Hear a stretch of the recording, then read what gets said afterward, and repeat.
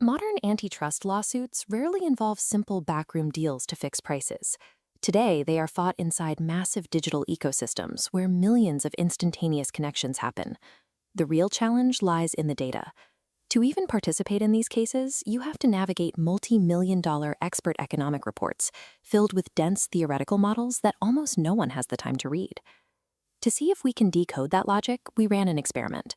We took one of the most complicated government antitrust cases in recent history and fed the underlying economic reports to an artificial intelligence, using the AI as a virtual expert witness to probe for weaknesses.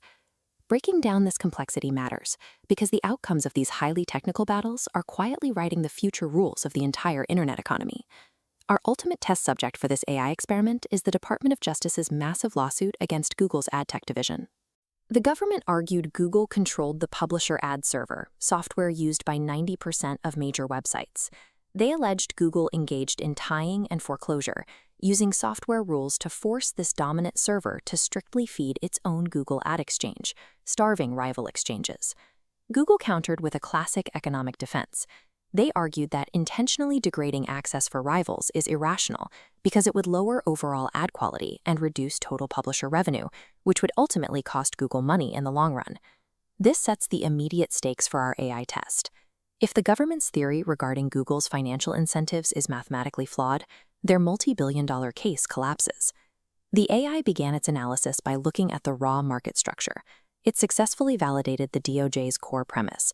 Google absolutely controls that critical bottleneck in the ad server market.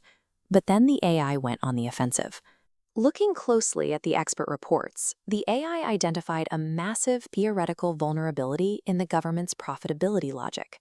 The weakness stems from a concept called multi-homing.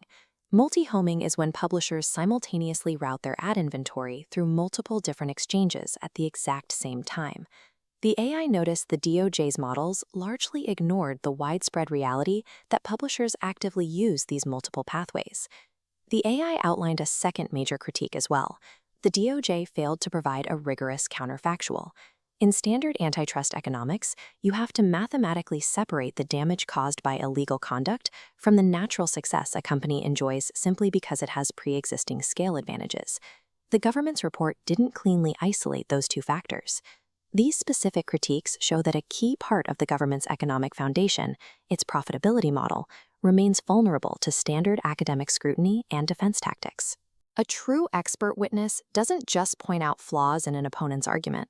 They build their own alternative data models to prove their point. We asked the AI to do exactly that by running a sensitivity analysis.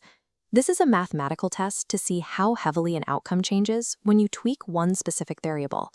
In this case, we wanted to see what happens to Google's presumed profitability if we factor multi-homing back into the equation. This text displays the AI simulation. The base case, aligning with the DOJ, projects a $77 million net loss for Google. But in the adjusted case, factoring a 50% multi-homing rate, Google's projected loss shrinks materially to $28 million. The new data tells a clear story. Plausible multi-homing rates make the DOJ's claim that Google had a strict financial incentive to foreclose its rivals highly questionable.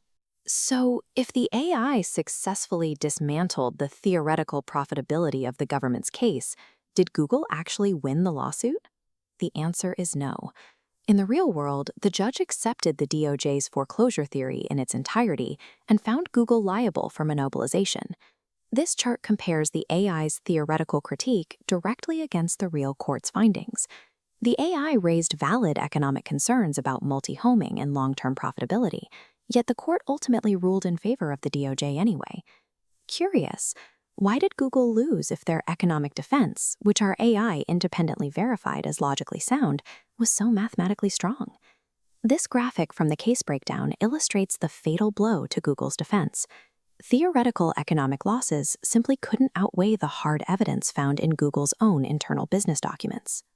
The judge ruled that the company's real-world intent, which was explicitly spelled out in internal emails among executives, provided concrete proof that their strategy was to favor their own products over rivals, overriding any theoretical economic modeling. Even the most flawless, rigorous economic models cannot save a company if its own internal communications explicitly prove an intent to crush competition. This experiment demonstrates that AI works within specific limits. It does not replace the human intuition and deep legal expertise required to predict how a judge or jury will interpret complex human behavior. The technology is effectively a dual-threat tool.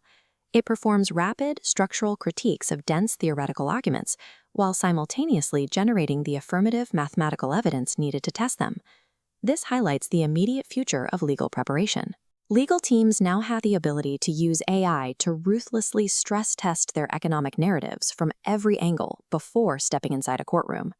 An AI won't win a complex antitrust lawsuit entirely on its own, but litigators who refuse to use it to probe their arguments will find themselves walking into court severely outmatched. Thanks for watching. For the deep dive economic analysis behind these stories, join us at econworks.com.